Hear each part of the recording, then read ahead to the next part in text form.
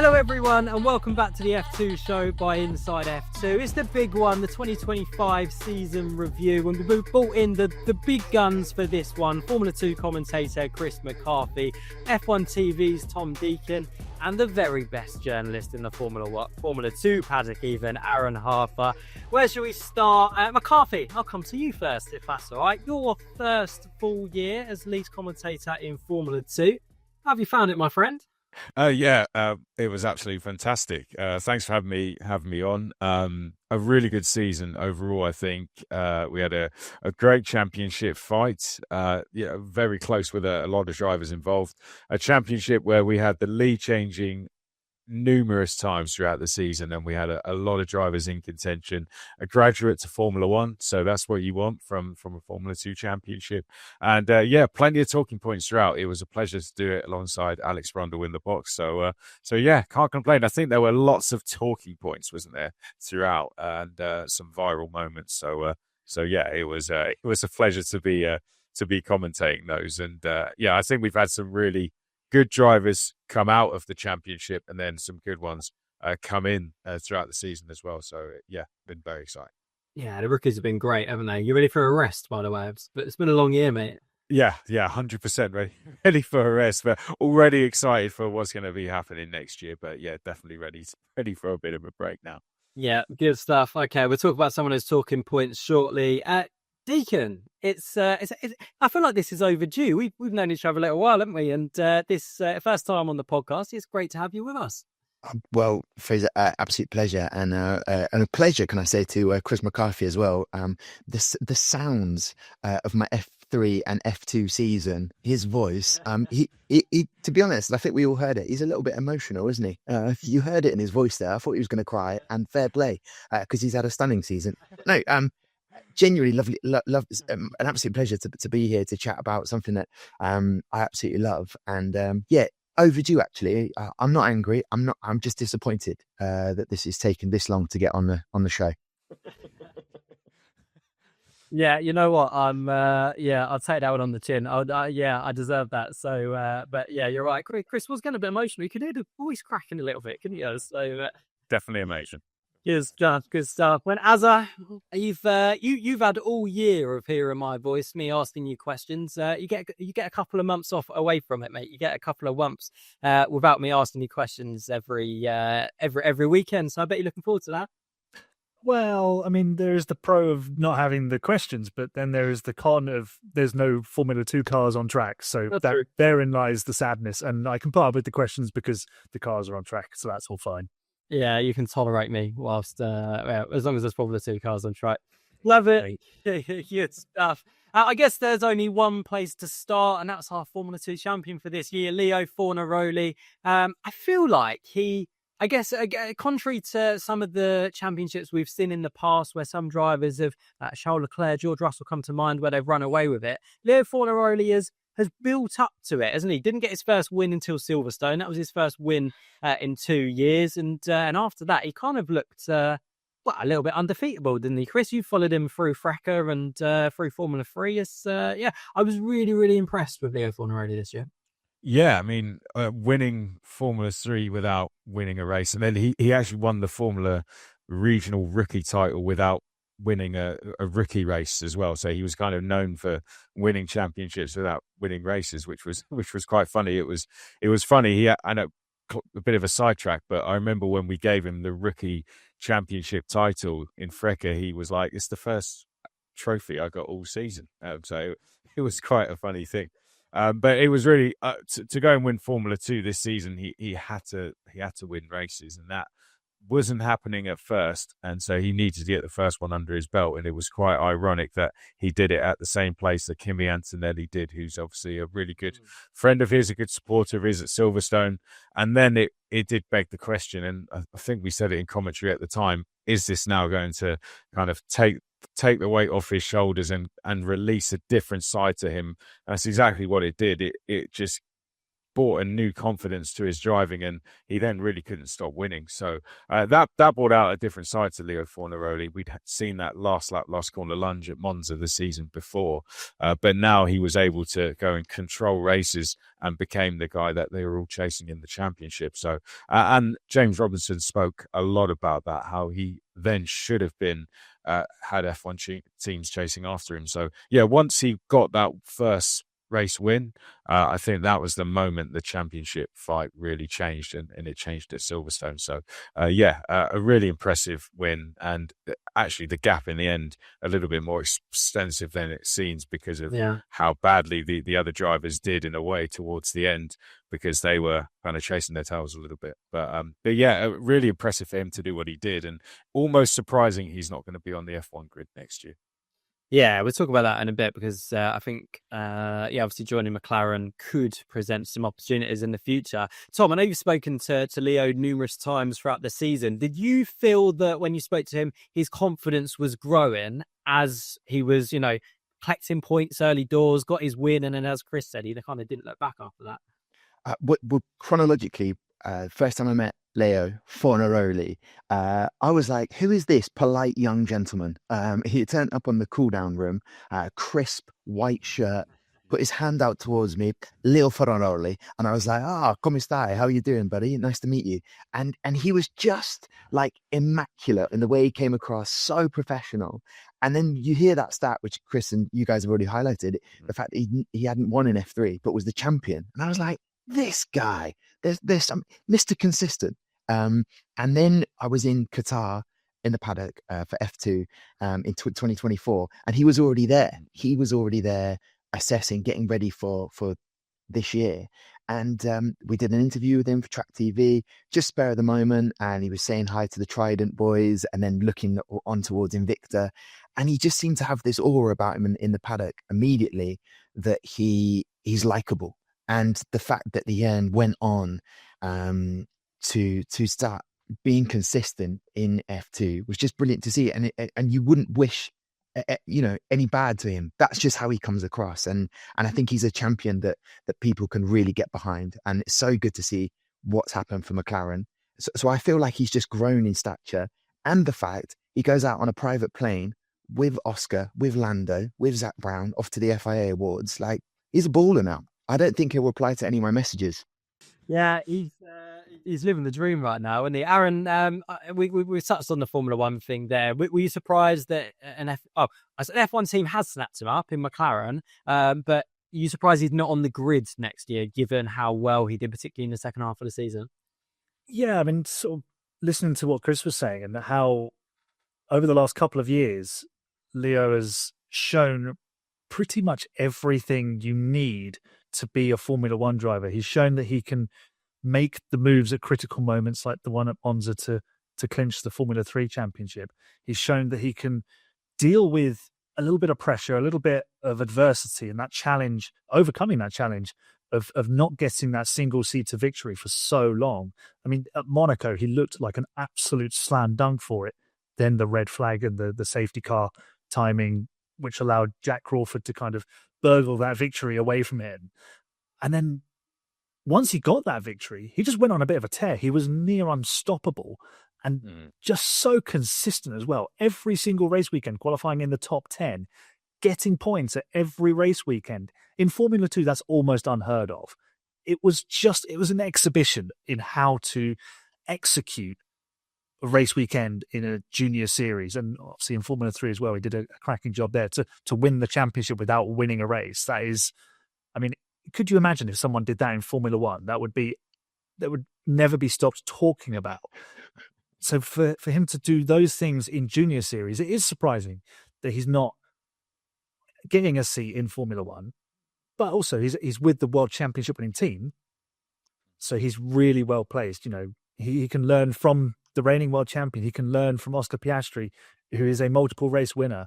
So he's in a very, very good position. And, if something happened to Lando or Oscar and they decided to move on, or they weren't available to race, I'm sure McLaren will be putting Leo Fornaroli into that car. Be quite cool to see, wouldn't it? I'd like to see that next season if there's going to be a race-winning car again next year. I think that would be cool to see. Aaron, how much credit do Invicta deserve for taking another rookie to the championship 2 years in a row? Huge credit. They've shown with this generation of Formula 2 car, they are the team to beat. They have, if you think back to Bahrain 2024, they actually locked out the front row before Kushmani got disqualified from qualifying, which put Bortoleto on the pole.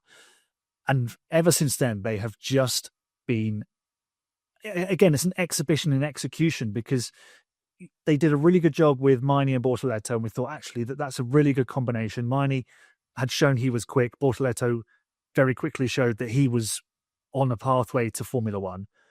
Then they bring in Roman Stanek from Trident, who has had flashes of the speed and showing what he can do, and the reigning Formula 3 champion again. And you think, oh, is this combination going to work? It took a little while, but once it worked, my word, did it work. You think of Hungary, they were on another planet to anybody else. Locking out the front row, finishing 1-2. Absolutely incredible stuff. I think James Robinson has done an amazing job with that team. Considering where it was sort of 2023, everyone tipping Jack Doohan for a title run, and it really stumbled out of the blocks. So they had a lot of work to do in terms of getting everything sorted out and pushing for championships. And they are just the cream of the crop right now in Formula 2. Yeah, definitely. I'd like to congratulate Rafa Kamara on winning the 2026 Formula 2 Championship, by the way, stepping it. But yeah, Chris, do you remember your prediction at this time last year for as the 2025 champion? I believe it was Gabriele Mini. Tom, let me read you some predictions from this time last year, right? Yeah. So we have I won't read names, but Arvid Lindblad, Luke Browning, Arvid Lindblad, Jack Crawford, Arvid Lindblad, Gabriele Mini, Victor Martins, Richard Verschoor, Victor Martins, Gabriele Mini. Aaron said Gabriele Mini. Chris said Gabriele Mini. Fraser said Victor Martins. Not a single person said Leo Fornaroli. It's not a good podcast, is it, Tom? No. It is actually, because you're looking at stats, you're looking at data. You didn't go with your hearts, gentlemen. I would have absolutely tipped Leo, because he was the first sort of F3 driver that I really got to know. But I'll take my crown off. But I would have predicted Gabriele Mini because of where he'd come from, and then getting one weekend in 2024 in F2 and gets a podium. You're like, this guy's good. This guy's got something. And then obviously getting a podium in Abu Dhabi at the end of the season, I feel like they're all talented guys. The names you're throwing out there, Victor Martins, what happened to him at times this year, great, lovely guy. And then Richard Verschoor, you picked the big guns. You named a few of the top 5 there. Yeah, picked a few of the top 5. Just, I think actually all of the top 5 were, all of the top 4 were mentioned, other than Leo Fornaroli. So, yeah, definitely, yeah, that's it. Chris, let's talk about them then. So, Jack Crawford, Richard Verschoor, Luke Browning. Let's put Alex Dunn in that category as well, because I think all 4 of those drivers could have, if luck had gone their way, if certain things had gone their way throughout the season, could have won the championship as well. I think it's been a really impressive year for the rookies, for Leo Fornaroli, for Luke Browning, for Alex Dunn. The Formula 3 guys who stepped up to Formula 2 this year have done themselves proud, really, haven't they? Yeah, they were up against, Aaron mentioned it, a driver who qualified in the top 10 14 times. So, and that's really what it's about in Formula 2. If you qualify in the top 10, your weekend is set. Really, you're going to score points on 2 occasions, as long as you don't go backwards. So, Richard Verschoor's championship fell apart really when he stopped qualifying in the top 10 around Monza, and he had the incident there, and then he was getting sort of P11 on a bit of a regular basis. Jack Crawford had a bit of a bad start to the season and was playing catch up a little bit from there, and Luke Browning again had a couple of P17s towards the end of the season, and that's where his championship hopes sort of came to an end. So yeah, it all really goes around qualifying in F2 is so important, and I think that's what all new drivers will probably learn from as they come in. Alex Dunn was really, his is a little bit of a different story. His came from a couple of incidents at Monza and at Baku, and then he had too much catching up to do, I think. So yeah, it can change so easily, can't it? It's those big feature race points you need as well. Yeah, it's crazy, right? Because for me, Alex Dunn is probably the driver that's shown the most pace this year. I think he's been the quickest driver, but he just had so many incidents. Then you think of like Monaco, for example, that caused that massive pile up with it. He seems like he was coming together with Victor Martins every other race, to be honest with you. But yeah, he just, so much pace, but just got caught up in a few things, a few disqualifications, which didn't help his cause, but yeah, no, they won't be sending each other a Christmas card, will they? I mean, yeah, Leo only really had 2 incidents. One where the car came to a bit of a stop at Barcelona, then the other one where he followed Gabriele Mini into an incident on the last lap, which was completely unavoidable at Red Bull Ring. Other than that, he always finished. I think Abu Dhabi is the only time he scored no points all season. I think other than that, but he was already champion by then, so maybe he could afford to take his foot off the gas a bit. But other than that, he always scored at least 1 point every weekend, which tells you a bit of a story. I reckon he'd been on a few nights out. Yeah. Sorry. There you go. No, I was only going to say it was his birthday, so we got to let him off that he's crowned F2 champion, and then it's his birthday, and then he's chatting on the phone a lot to McLaren. It makes sense that he sort of fell off a little bit. But just to add to that, Alex Dunn, before you go on, I think when you look at the stats, because I'm trying to get on Chris McCarthy's good side here.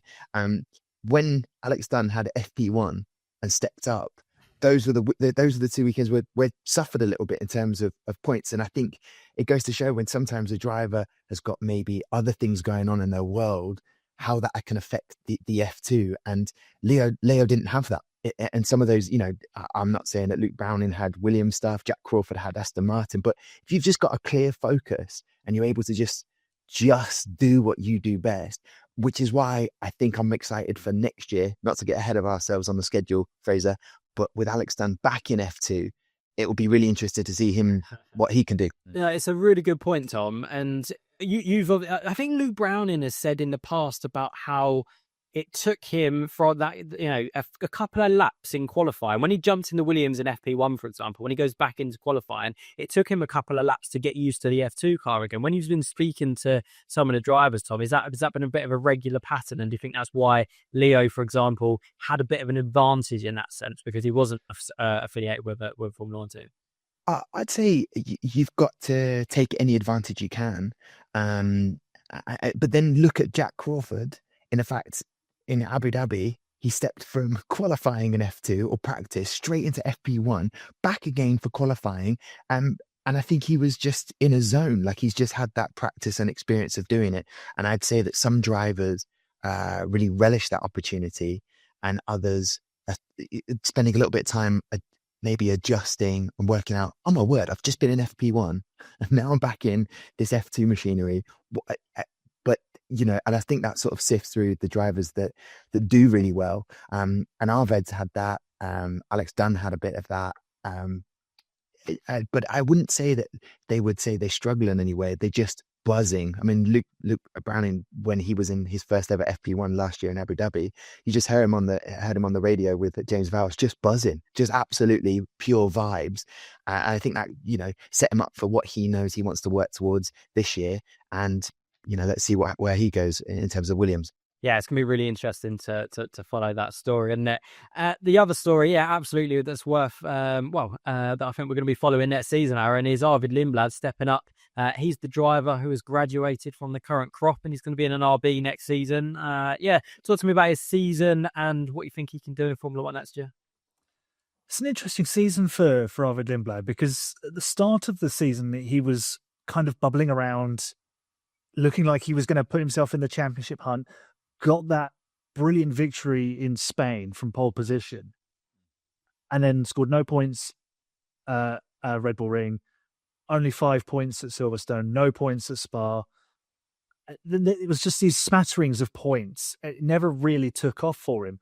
But clearly Red Bull have been convinced by what he's shown them in the practice sessions that he's done, the work that he's done in their cars and within Formula 2 to merit that position. And obviously it's come at the expense of the experience of Yuki Tsunoda, which might have been helpful for the Racing Bulls team to have, considering the new generation of Formula One cars. So there is a lot of pressure on Arvid Lindblad, not only to drive really fast and deliver on the track, but to actually help develop this car, because it's not going to be easy. So he by no means is he walking into a ready-made seat where we've seen the Racing Bulls be really good to drive this season. We've seen the success of Isaac Hadjar stepping up from F2 to Formula One. So yeah, it's a big opportunity, but I think there could be a few pitfalls for him. Very interested to see how he adapts. He did a really good job getting up to speed in Formula 2. It didn't quite work out. I think had he stuck around for another year, we'd have seen a better title push from him. But, he's got his move to Formula 1. Well done to him. Another British driver on the grid. 5 British drivers for the first time, I think, in maybe nearly 20 years, which, is almost a quarter of the grid. So, yeah, it'd be really interesting to see how he gets on alongside it's Liam Lawson they put him alongside, isn't it? I'm trying to remember who's driving where. Yeah, it'd be really interesting to see how he does. I think he'll have a little bit more breathing room as well with Helmut Marko moving on, which I expect to be good news for Arvid Lindblad. Chris, I want to talk to you about Prema and ART. I think last year they struggled. Last year was the first year that they struggled and weren't the front running teams, for example. This year, I think we expected them to bounce back, and they perhaps haven't. And is this year a bit of a turning point? We've seen for the first time that some of the top drivers from Formula 3, for example, moving into Formula 2, perhaps looking at other teams rather than looking at Prema and ART for teams that they can challenge for the title in. Yeah, it's an unusual situation for them to be in. I mean, Prema haven't had a pole now in 2 seasons, which is a weird thing to say. And they didn't win this season for, I think, the first time since the current Formula 2 championship started, which was very tough for them, I'm sure, to sit on the pit wall and watch. They could have really done with a victory. ART did get 1 win, just that one at Qatar. So again, very tough for them. They should have got a couple more. I think Australia was a really tough thing for them when that got cancelled, and then obviously Monaco as well. But yeah, I think you're absolutely right. I think the Formula 2 championship has slightly changed. Teams have caught up now with the car having changed, and it has done a real reset of the grid, and we've seen other teams catch up, and it's put them on the back foot really. So yeah, they're having to almost look within and try and catch up. Prema have got so many teams that they're looking over, not just in Europe, and who knows why what the answer is to why they're struggling. As for ART, hopefully for them they can try and find the answers to that as well. But yeah, I think we are just seeing the grid grow in strength in terms of the teams, and teams like Invicta, Campos, who are like the Red Bull junior team now within Formula 2 and Formula 3, are doing so well as well. It's quite good to see, though. I think it's the most competitive we've seen in Formula 2 ever in terms of the different numbers of teams winning. So it's a good thing for the fans. But if you're a Prema fan, and anytime, I'm sure Tom would agree with me, when you go to a track, they have their own fan club that turn up to every race. So for them, I'm sure it's a bit of a difficult watch at the moment. Tom? Well, as I put my Invicta hat on, let me say Invicta are winning the hearts and minds of all fans at all of the Grand Prix. This is a signed hat from Roman Stanic and Leo Fornarelli. And I say this because in Abu Dhabi, and I'm going to wear the hat now throughout the rest of this podcast, it's been sat on the side. I'm thinking I've missed my opportunity. We've stopped talking about Invicta. I'll crowbar it in. So that's what I've done. But they're just giving hats out left, right, and centre. First of all, and I didn't come on here to talk about how Prema can win over the fans again. Free merch. That is how you do it. What Prema are amazing at, no polls in 2 years, Chris, but what they have got, their social media is brilliant. isn't it? It's brilliant. And the fact they've got Sebastian Montoya and Mary Boyer, who were teammates before, I think 2026 is the year for Prema, and please, more merch. Okay, we really, us fans, want more merch, freebies.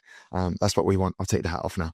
Good stuff. Tom Deacon there, Invicta's biggest fan, and the biggest fanboy of Invicta. Aaron, you could do one of those hats. You can put it on your I was going to say. To be fair, I think yellow is the only colour missing from it, isn't it? Yeah, it would. Do you know what? Actually, Tom mentioning the hats they were giving out, they were giving them away in the paddock at Silverstone. A few of the other guys that I was with got one. I didn't. Oh, I missed out. I was going to ask for one, and then the drivers were all gone. I was like, oh, wanted another hat. I did buy 3 hats while I was there, so I think I had enough. It was Leo Fornaroli and Roman Stanek were so sick of you grilling him in press conferences that they just didn't want to give you a hat, mate. No, I'm not worthy of the hat. Sorry, Tom. No, I was just going to say the fact that I was like Aaron, and I'm professional, and I'm standing around and I'm seeing all these hats go out, and I'm thinking, don't ask for one, don't ask for one, don't ask for one. And it wasn't until I did an interview with Leo Fornaroli in Abu Dhabi after his birthday, and I asked the press officer with him, I was like, I know this is poor form, but is there any chance it's the only time I've pulled sort of strings? And then for the grid in Abu Dhabi for the feature race, I did an interview, this is name dropping now, Juan Pablo Montoya, and talked about his son and how Juan Pablo Montoya said it sucks being a dad before your son's about to race. And then I was like, this is all good and well, this interview, but I need to get down to 9th and 8th position on the grid, because I've agreed that I will pick up an Invicta hat signed, and I wanted to do it in front of the camera so that everyone in the grandstand could see. I get down there, and then that's the end of my link. So I've missed the opportunity. And so I look like an absolute fanboy, and part of me loved it. And that's why I'm confessing it to you now, because it looked like to everyone in the grandstand, he's just asked for a hat. Love it. We're all Invicta fanboys at heart, I think, aren't we? So, absolutely. All right, I'm going to move it on. Chris, loads of moments this year, aren't there? I guess, have you got a standout race, a standout moment? Anything that comes to mind? I mean, I think the sprint races definitely some of the most entertaining ones. Bahrain stood out. We had a really good race there. I think Ollie Goethe was the overtake of the season when he 3 wide around the outside. Definitely overtake of the season. And then Barcelona, where we had the late, I think that was probably the race of the season, just for the chaos, to be honest, where we had late pit stops at the end. Richard Bashaw comes through to win, just for pure drama. If there was a race of the season with strategy, then Imola feature race was really good. 6 for the lead all the way through to the end. Was it Alex who came through and won and was going, and we had the likes of him, Dino, the 2 high-tech guys arguing in the cool-down room. I think that was a really great race as well. So I'd say Imola feature race for me was definitely stand out. Good stuff. Tom, I was going to ask you for your moment of the season, but I think Chris has taken every single one. Oh yeah, sorry. That I did go off on one there, didn't I? Yeah. No, we're a team. I can pull something out of the bag as I look at my notes. No, for me, I was in Spa-Francorchamps, first time ever, and a little bit of a. This is probably the wrong word, not underdog, but a driver that doesn't get light shown on him that often is Rotemo Mayata, getting a podium in Spa. And I'd interviewed him the year before, and he just seemed like a top bloke. Really liked him. Great to see that moment for him, and to give him a bit of confidence, maybe going in to 2026 with high tech. But also, if I was to throw one out, Silverstone in the rain. Is there any better race where it is lashing it down? And you got Jack Crawford taking the win, but also Luke Browning from 13th to 3rd. I think it was, or 12th to 3rd. Amazing. Some of the best overtakes. That's what we love to see. And I'm sure they're going to, after that sort of race, I saw them being interviewed for Chasing the Dream with all the fans outside the paddock, and that's a cool moment to see. You've had an amazing day, and then you get to celebrate with the fans and the rest of your team. Yeah, that's cool. That's a good one, actually. Silverstone was a good weekend, wasn't it? So, yeah, love that. Aaron, any standout races, standout moments? The moment I think of, it's not for its quality. It's Monaco Turn 1. It's just so hilarious. That picture, oh, just all piled on top of each other is iconic, isn't it? So, Chris, you had such a privilege to call that moment, and obviously, I don't envy you in trying to call that moment at the same time and keep yourself like relatively calm, because the sheer oh my god, what on earth is happening? It's like your Spa 98 moment, and it's just video game stuff. It's stuff we've all done just because we want to mess around on a game, and we just cause a pile up at the first corner, and it genuinely happened. It was, and to be fair, after that, the race itself was quite interesting. There was a little bit of strategy involved, and there was cars running close at the front. Will Leo Fornaroli win? No, he doesn't. Yeah. There was a lot going on in that. What else springs to mind? Tom mentioned it, the Silverstone feature race. Any race in the wet is always lots of fun. Bahrain, Imola, fantastic race. I mean, Formula 2, it's just a championship that keeps on giving. You never get a dull race, do you? It's just, there's always something going on. No, it's so true. And after, I think of last season, for example, Gabby Bortoleto doing the last to first challenge in Monza and completing that. You think, can Formula 2, can it keep producing? And this year it's just produced some more amazing races, isn't it? So what a series. And we're lucky to call it. Right, chaps, it's that time of year again. Chris, I'm going to start with you. I'm going to ask you for your twin. I know we're not, Tom's kind of mentioned it already, jumping ahead to 2026, but 2025 is done. So I want to ask you for your 2026 champion, Chris. Oh, I mean, you've said it already. For me, I think we will have another F3, F2 champion. I really do believe Rafa Kamara is going to be champion in 2026 for Invicta Racing. I'll say I think we're looking at a future star in him. He's won Frecker. He stayed another season there where he could have gone on. He was Kimi Antonelli's teammate. Got slightly overshadowed by Kimi Antonelli, so stayed for another year, won the championship, broke every record, did the same in F3, and I think he'll do something similar in F2. And I think we're looking at a future superstar in F1 there. So I've gone pretty big with that one. But yeah, I think Rafa Kamara is your champion. Yeah, I've gone pretty big there. Tom, why do you think it will be Rafa Kamara, and will you be getting his signature on your hat to add to Boban Fornaroli's signature? Fraser, that's a wasted question. Of course, I will be getting his signature. He was in Abu Dhabi, and this just came to mind. We were in the pit lane, and what happens in track TV when I'm at the circuit, and you're right to pick up on your point about F2. For anyone in the grandstand who's paid money to watch F1, I'm championing F2. That's my job, is to say, guys, you're getting bang for your buck. This is going to be a lights out. This is going to be fantastic, this race we're about to, and here's why. So when I'm in the pit lane, I'm pointing and saying, look out for this driver. And we looked in the Invicta garage, and there was Rafael Kamara with his Ferrari Academy top on, and his round glasses. So he's got incredible style with his glasses. For anyone who's not watching and listening, it's because I've said that because I've got round glasses. So he's got style. He's got that pedigree. But I will say, with Invicta, you wouldn't write their chances off. And with Dirksen as well, with a bit of experience as a teammate, I think that's a fabulous setup. However, in Qatar, seeing how many Bulgarian fans had come out with their Bulgarian flags to support Nikola Sorlov, I don't know, there's something about him, and the fact he's picked up a podium in F2 this year. But then, hang on, if I remember what we said about Gabriel Mini, don't do the same. He picked up a podium, and then I'm predicting him to do Nikola Sorlov. Nikola Sorlov is my guy, maybe for a sneaky outsider if it isn't Invicta.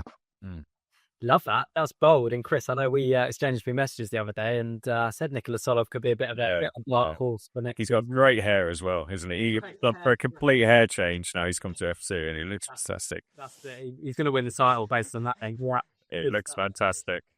Bringing you expert insight on the F2 show, Chris McCarthy, going to win the championship based on his hair. Aaron, any other names other than Invicta Rafa Kamara? Can Colton Herta compete for the championship in his first season? I mean, that's got to be a big talking point going into next year, right? I think it's a big ask because he's coming across from a series in IndyCar. The cars aren't too dissimilar from what I've read of the F2 drivers who've gone across to race IndyCar. They've adapted pretty well. I think it's just going to be integrating himself into the sort of the setup of the paddock and getting to know the cars, knowing the circuits, and executing really well. He's going to have to lean on his years of experience to do that because he's going to be significantly older than some of his opposition. Will he win the championship? I don't think so. I actually think Josh Dirksen will win it because that's a big call. Yeah, look. He started off the season really strongly, some really good results. And then AIX kind of went adrift with the setup of the car and they were trying a few things and it didn't quite work out. And they had some days where they looked like they were getting back on the horse and going in the right direction. And then it kind of went away. Then they got it right at Monza and 6 podiums in the last 8 races. That's super consistency. Now you put him at a team that's going to nail the setup and get him more or less at the front most weekends. He's shown over the last 2 years he can race at the front with the best that the series has to offer. And this was a driver where many questioned the step he made from FRECA to Formula 2 at the same time as Kimi Antonelli. Obviously, alongside Kimi Antonelli, and was like, who's this guy coming from FRECA? So I think he's really surprised a lot of people with how good he is. And the fact that he's able to take those wins when they're on offer. I think if you put him in a team where they're more likely to be at the front and challenging, I think he can rise to the occasion. But I mean, Kamara's probably going to go in as favourite, so that might allow Dirksen to go in with a little bit less expectation and go and surprise a few people again. Yeah, so interesting. Josh is winning the championship in terms of the most driver appearances on the F2 show this year with 3 appearances. So, it could be another title to go to his illustrious record. So let's wait and see. I think for me, I think Dino Bogdanovic could be a contender. Rafa Kamara will absolutely be up there. Josh Dirksen. Let's see if High Tech can get it right with Colton Herta and Ratomo Miata.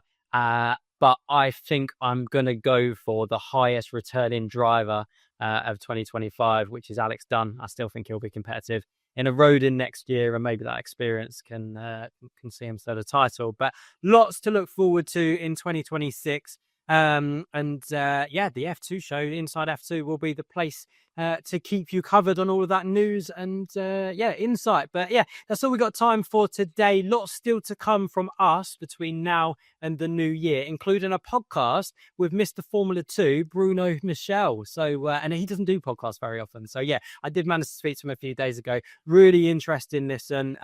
Spoke about the potential for the calendar to expand, spoke about Mechachrome engines, spoke about Andretti and whether there was any contact about Andretti joining Formula 2 and Formula 3 from next season as well. So keep your eyes posted on that. There's also going to be lots of driver interviews coming in the new year as well from some of the new drivers who are moving into Formula 2 in 2026. You know what to do. Make sure you're subscribed to get the notifications for some of those videos. But a big thanks to all of our guests this year from me, all of the team at Inside F2, and for you guys, the fans, for listening week in, week out. And we simply couldn't do this podcast without you guys. But from us all here inside F2, we'll see you next time.